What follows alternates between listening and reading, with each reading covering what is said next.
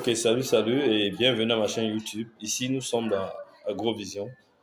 Ici, nous parlons entrepreneuriat et surtout agrobusiness. Nous essayons de vous montrer du mieux qu'on peut la nécessité aujourd'hui d'investir dans l'agronomie. Pourquoi est-ce qu'on devrait investir dans l'agronomie au lieu d'investir dans d'autres domaines, ou du moins commencer dans l'agronomie. Donc, si vous n'êtes pas encore abonné, abonnez-vous, activez la petite cloche pour ne pas rater les prochaines vidéos. D'ailleurs, d'ici demain ou après-demain, nous vous produirons une vidéo sur comment faire la pépinière de poivre blanc de A à Z. C'est-à-dire, au sortir de cette vidéo-là, chacun de vous saura comment faire la pépinière de poivre blanc.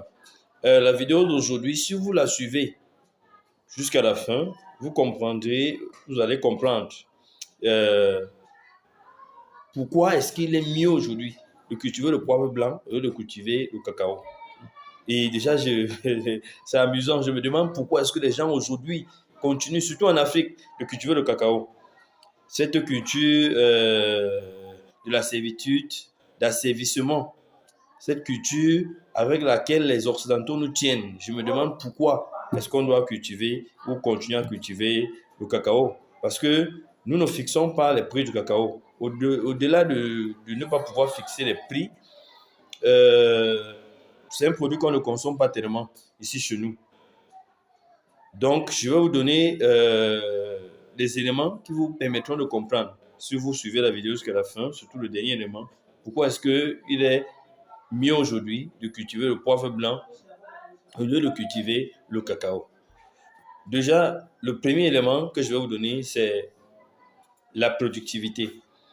Pour 1 hectare de poivre blanc et 1 hectare de cacao, vous avez une plus grande production en ce qui concerne le poivre blanc que en ce qui concerne du cacao. Ça, c'est le premier élément. Le deuxième élément que je vais vous donner, c'est que le suivi du cacao est beaucoup plus pénible, que ce soit sur le plan physique ou même encore sur le plan financier. Quand vous avez peut-être une plantation de cacao, une cacaoyère, d'être 1 hectare, une poivrière, 1 hectare, vous dépensez beaucoup plus dans votre cacaoyère en termes de produits, en termes de coûts financiers pour suivre cette cacaoyère-là. Ça, c'est le deuxième élément. Parce que, en ce qui concerne la poivrière, son traitement est beaucoup moins coûteux. C'est vrai, c'est une plante un peu capricieuse qui demande la présence, mais c'est un peu moins coûteux qu'en ce qui concerne le cacao. Le troisième élément, c'est le prix. Vraiment. Regardez aujourd'hui, 1 kilo de cacao, c'est combien?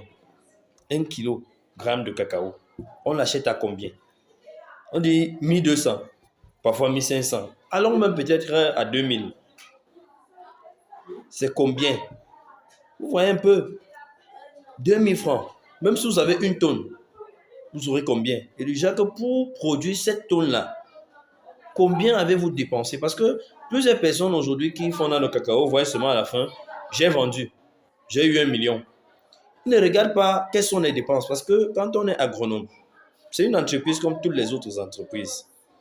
Il faut faire la différence, n'est-ce pas, entre les dépenses et les devises. J'ai dépensé combien? À l'issue de ma production, j'ai récolté et j'ai vendu. J'ai eu combien? J'ai fait la différence et je vois le bénéfice. C'est un peu comme tu as acheté une télé à 10 000 et tu revends à 10 000. Tu t'es déplacé, tu as perdu ton temps et tu dis que tu as gagné. Tu n'as rien gagné en réalité. Au contraire, tu as perdu de ton temps. C'est un peu ça avec le cacao. Alors qu'aujourd'hui, en ce moment, le poivre blanc si on prend par exemple le cas du Cameroun, a connu quand même un coût, c'est-à-dire le kilogramme a considérablement baissé. Ça arrive régulièrement en ce qui concerne le poivre blanc et c'est un élément auquel il faut aussi s'adapter. Et nous vous produirons une vidéo et nous vous montrerons quels sont les indicateurs qui vont vous dire que, bon, en ce moment, le coût du poivre va baisser et que vous sachiez comment essayer de gérer, de pallier à ce problème-là. Donc, en ce moment, il a baissé. Et le kilo de poivre blanc, c'est 9 500 francs. 9 500. C'est-à-dire, c'est 9 500 francs.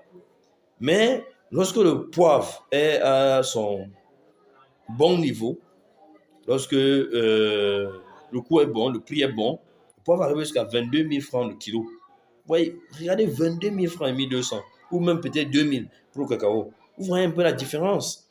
Vous voyez ce que vous pouvez gagner par hectare de production de poivre blanc. Je ne dis pas que c'est une plante facile, mais je dis néanmoins qu'aujourd'hui, au lieu, n'est-ce pas, hein, de produire du cacao, mieux vaut produire le poivre blanc. Parce que, en ce qui concerne le poivre blanc, même si vous ne le vendez pas à l'international, on peut le vendre localement. Et même localement, le coût est acceptable, il est bien coûteux. Et vous allez retourner il y aura retour sur investissement. Vous voyez un peu. Donc, vraiment, je vous conseille aujourd'hui de ne plus cultiver le cacao. Le cacao, c'est un produit de la servitude. Hein? Aujourd'hui, on ne devrait plus en Afrique pour cultiver le cacao. Faire cultiver le manioc. Faire cultiver 1 hectare de manioc. Tu gagnes combien? Si on prend la région de l'Est aujourd'hui, que beaucoup de personnes négligent alors que c'est une mine sur le plan foncier. C'est-à-dire, à l'est du Cameroun aujourd'hui, on peut avoir 1 hectare de forêt à 100 000 francs.